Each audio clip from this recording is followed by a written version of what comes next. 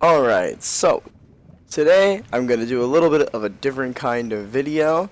I'm in the Nether on my SMP for my Discord server that I run with a couple of my close friends, or well, more like 30 of them, but today I'm going to be doing more of a tutorial type video on how to grind out Netherite and get a lot of it, because there seems to be a lot of confusion on the best method, and just personally, this is the method I have seen with the slowest startup time and the best results.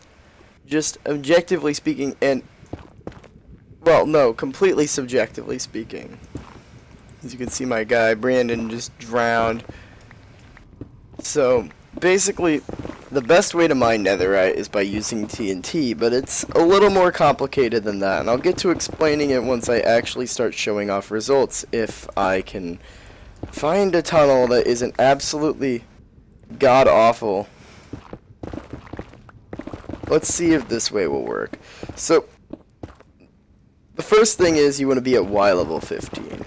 That's where you're going to get the best results, because Netherite spawns most commonly between Y equals 22 and Y equals 8. So having a nice middle ground, right where I am currently, is very good, because Netherrack has a very low blast resistance, and this is the hole that TNT creates in Netherrack. It's quite sizable, and it's about the same size as a bed. But the thing about beds is, while they're cheaper, they also have a longer setup time, and they also create a huge mess, exploding much higher than TNT does. So basically, exposing lava lakes is a huge problem with them.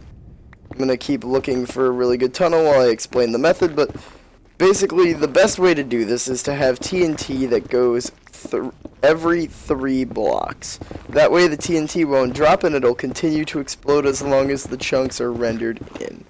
Obviously, we are running into a couple of difficulties because, you know, I just got done doing it, but I just got done doing it for about a stack of TNT and managed to get 21 ancient debris.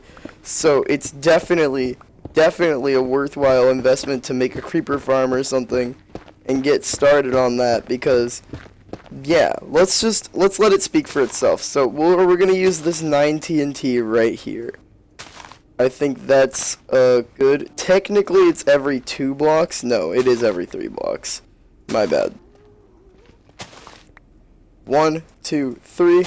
See, that's what you want to look for.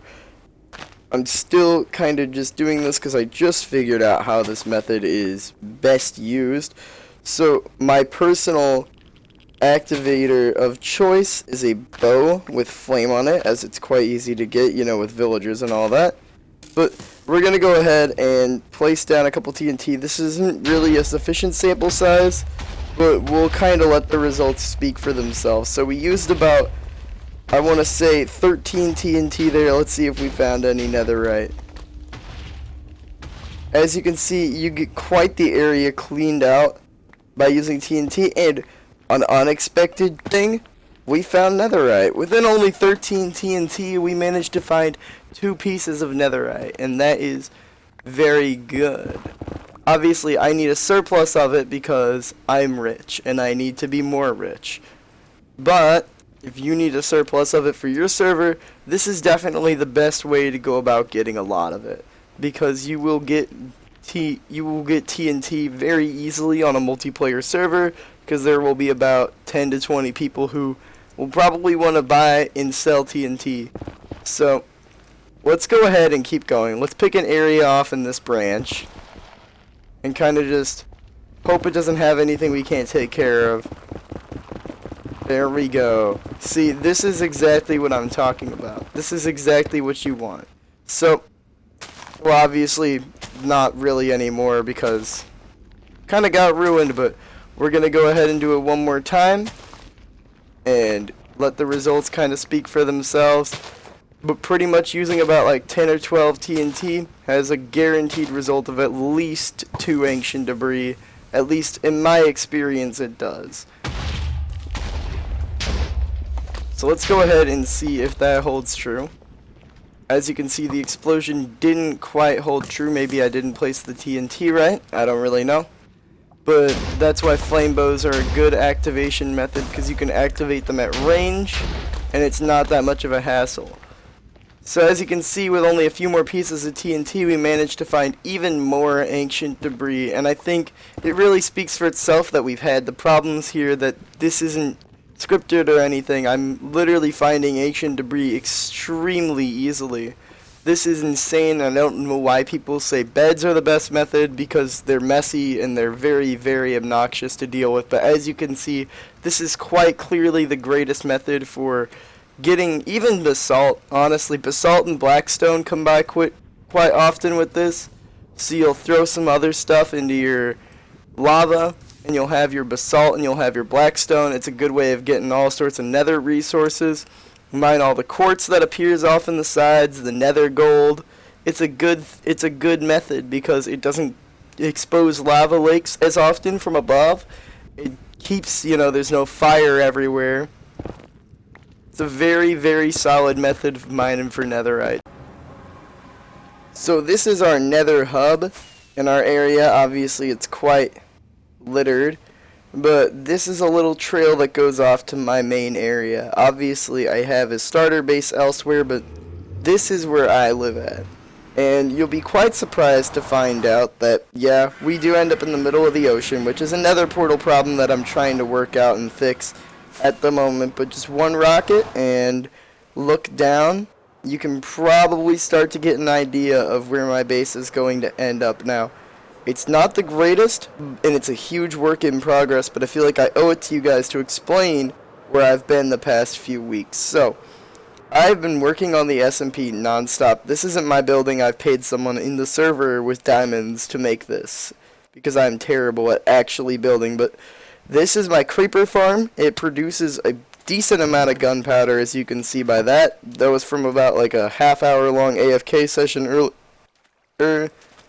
This is my sugarcane farm. As you can see, it produces very well. My iron farm also produces a lot.